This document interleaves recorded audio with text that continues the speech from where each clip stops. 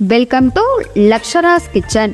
வாழைக்காயை use பண்ணி செய்யக்கூடிய எல்லா ரெசிபீஸுமே ரொம்ப டேஸ்ட்டாக இருக்கும். அந்த வகையில் இந்த கல்யாண வீட்டு வாழைக்காய் வறுவலுடைய சுவை ரொம்ப அட்டகாசமாக இருக்கும்.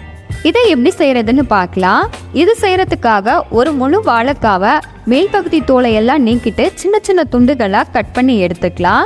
இது கூடவே 1/4 டீஸ்பூன் அளவுக்கு மஞ்சத்தூள், 1/4 டீஸ்பூன் அளவுக்கு உப்பு சேர்த்துட்டு மிக்ஸ் பண்ணிக்கலாம். வாழைக்காவை உப்பு சேர்த்து தண்ணியில் கட் பண்ணி சேர்க்கும் போது கலர் மாறாமல் இருக்கும். நல்லா இந்த அளவுக்கு மிக்ஸ் பண்ணி எடுத்துக்கலாம். இப்போது இதுக்கான ஒரு பேஸ்ட்டை ரெடி பண்ண போகிறோம். அதுக்காக ஒரு மிக்ஸி ஜாரில் 4 முந்திரி, ஒரு பச்சை மிளகாய், ஒரு சின்ன துண்டு இஞ்சி கட் பண்ணி சேர்த்துட்டு 4 பல் பூண்டு, 1/4 டீஸ்பூன் அளவுக்கு சோம்பு, ஒரு கைப்பிடி அளவுக்கு கட் பண்ண தேங்காவை சேர்த்துட்டு லைட்டாக கொரன்னு அரைச்சி எடுத்துக்கலாம். ரொம்ப ஃபைன் பேஸ்ட்டாக அரைக்க வேணாம். இப்போது ஒரு கடாயில் தேவைக்கேற்ப ஆயிலை சேர்த்துட்டு நாம் ரெடி பண்ணி வச்சுருக்கிற வாழைக்காவை இது கூட சேர்த்துட்டு ஃப்ரை பண்ணிக்கலாம். வாழைக்காய் முழுசாக வேகக்கூடாது, ஒரு 80% அளவுக்கு வெந்து வரணும்.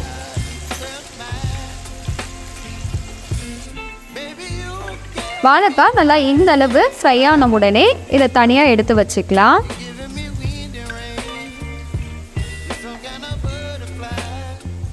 வேக வச்சு செய்கிறத விட இந்த மாதிரி ஃப்ரை பண்ணி செய்யும் போது இதோடைய டேஸ்ட்டு ரொம்ப சூப்பராக இருக்கும்.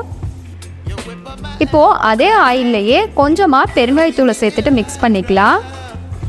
இப்போது இதில் ஒரு பெரிய வெங்காயத்தை நல்லா பொடியாக நறுக்கி சேர்த்துட்டு ஒரு கொத்த அளவுக்கு கருவேப்பிலை இலைகளையும் சேர்த்துட்டு வதக்கிக்கலாம்.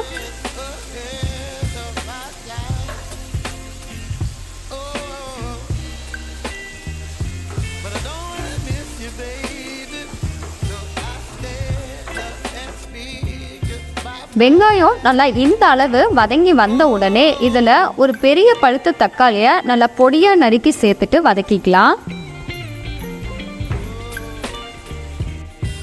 தக்காளி நல்லா இந்த அளவுக்கு வதங்கி வரணும்.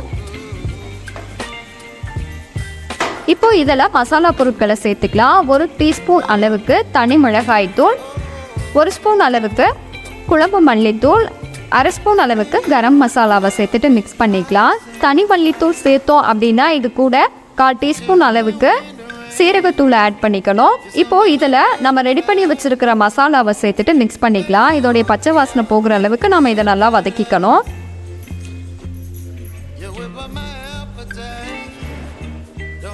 மசாலா நல்லா இந்த அளவு வதங்கி வந்த உடனே மசாலாவுக்கு தேவையான அளவுக்கு உப்பு சேர்த்துட்டு மிக்ஸ் பண்ணிக்கலாம்.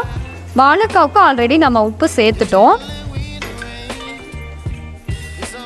இப்போ நல்லா மிக்ஸ் பண்ணி விட்டுட்டு மூடி ஒரு 2-3 நிமிஷம் அளவுக்கு நம்ம வேக வச்சுக்கலாம். நல்லா இந்த அளவு எண்ணெய் பிரிஞ்சு வெந்து வந்த உடனே இதில் நம்ம ரெடி பண்ணி வச்சுருக்கிற வாழைக்காவை சேர்த்துட்டு மிக்ஸ் பண்ணிக்கலாம்.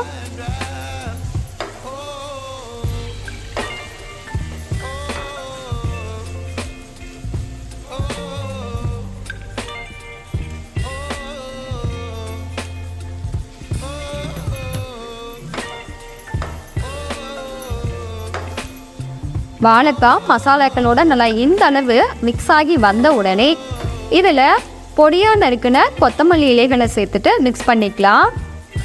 ஒரு சூப்பரான டேஸ்டில் கல்யாண வீட்டு வாழைக்காய் வறுவல் ரெடி.